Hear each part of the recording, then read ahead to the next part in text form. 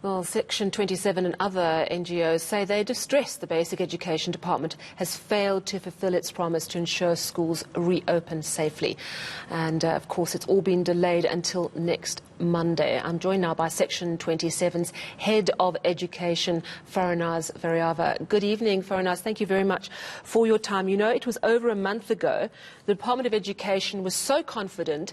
They said everything's going to be sorted out. It's going to be done on a just-in-time delivery system so that stuff doesn't get stolen. And then organisations such as yours said, you know, oh, bad track record. And the response was, trust us, we're going to get this right. Apart from the appalling communication failure of last night, what went wrong here? I think what went wrong, well, good evening, Sally. I think what went wrong is, yes, there was very much a sense of overconfidence, and we will deliver just on time, like you said. For us, this feels a bit like deja vu, as you know, that there were suppliers that we suddenly told they had to cancel contracts with because they couldn't supply PPE. But I think the biggest mistake of all was that the department had a very top-down approach to engaging the unions, civil society, and so forth. And then it came to a crunch this weekend where there were all these emergency meetings with independent bodies, with the teacher unions as they were making threats not to come back to school on Monday. What should have happened is a little bit of what happened today. So I'm glad the minister apologized. She also brought in the CEO of the NECT, Godwin Khoza, to talk about their audit of school readiness. And that focused, his talk focused a lot on PPE. They then brought Rand Water in. If they had been taking people into their confidence earlier, and if they had been doing these kinds of assessments over the month that they've had to prepare, and which they said they would be prepared by the 1st of June, you know, there would have been little problems, but there wouldn't be this week of mop-up, as she now calls it. My concern is that today they spoke about water tank and water being delivered. They spoke about PPE, more than even PPE, because people can make a plan, find a mask. I am very concerned about sanitation in schools. We have a client school in Limpopo that has absolutely no toilets. They were told to destroy their pit toilets, and now they have no toilets. We've written to the department, and we haven't heard back from them. We also have concerns around the overcrowded schools. So there was no feedback today about toilets. There was no mobile toilets. There was no feedback about mobile classrooms. And then I think I spoke about this to you last time. I was quite happy they spoke about a consortium of monitors. We haven't heard about that since. They spoke about giving us a hotline. We need to know what this hotline is so that people from different schools, SMTs, school principals, can be calling in and saying, we're waiting for our water, we're waiting for our mobile toilets. I think that's what they need to be doing, and just carry us into their confidence. There are so many problems that you've listed there. To what extent is this a failure of leadership as well? Because the minister did make it clear, and she must have seen it coming. All week last week I was interviewing unions who kept saying complete polar opposites to what MECs were telling me. MECs saying, we're ready, we'll be fine, we're ready, we'll be fine. The unions going, no, they're not, no, they're not, no, they're not. And it turns out they weren't. She knew by Saturday, by her own admission, why not take the plunge and on Sunday morning send out a release saying it's not happening. We had absolute panic and anxiety from parents, and yes, it's inconvenient for that one day, but it creates a lack of trust, and that speaks to leadership issues. Do you think she's the right person for the job, or do you think she's just hampered by massive trust and communication gaps?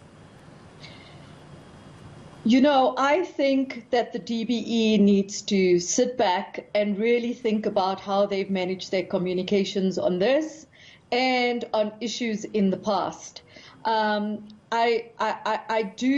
don't doubt the bona fides of the minister or the Department of Basic Education.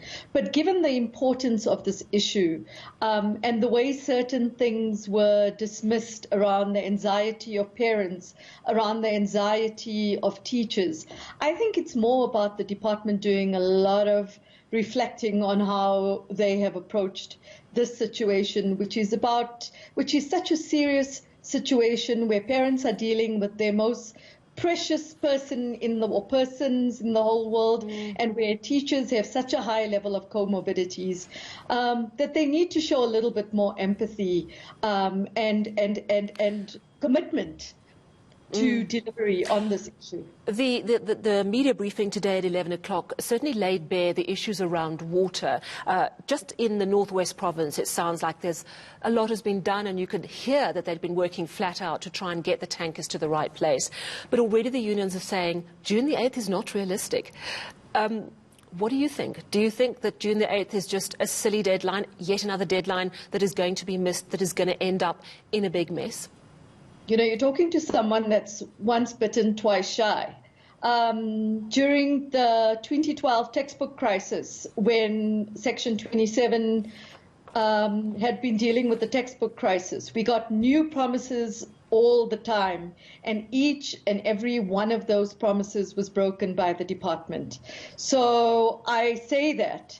What I am concerned about is that come next week, we don't have the same confusion, and that we don't equalize downwards in the sense where they say 80% of the schools are ready, but therefore we are not, because of the other 20%, we are not opening. I'm not saying that the more advantaged schools must go ahead or whatever.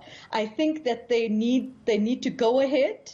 Next week, Monday. I think there needs to be a sense of urgency where schools are reporting that there are issues and that those issues are met with urgency. From Section 27's part, I will tell you that where we are getting complaints now, we are taking them with such a degree of seriousness, because at this stage, we can't afford for learners' rights to basic education to be affected anymore. And we want government to hold them to their promises, and they have made promises. They've shown that they can. They've got the water, and for example, and now they have to deliver it.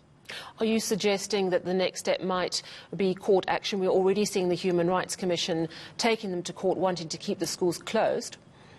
Look, we don't ever rush to court, contrary to public opinion or the department's opinion, and in fact, we have been very careful throughout this process, and we have not interfered with decisions like the back to school decision, but certain undertakings were given, and they were given on the basis that they have said it's in the best interests of learners when you weigh up the odds for learners to go back. They promised that things will be ready within a month's time, that they don't. And they said they have the capacity to do it and they have the resources to do it. So they now have to go ahead and do it. If they don't do it, we will be holding them to their undertakings.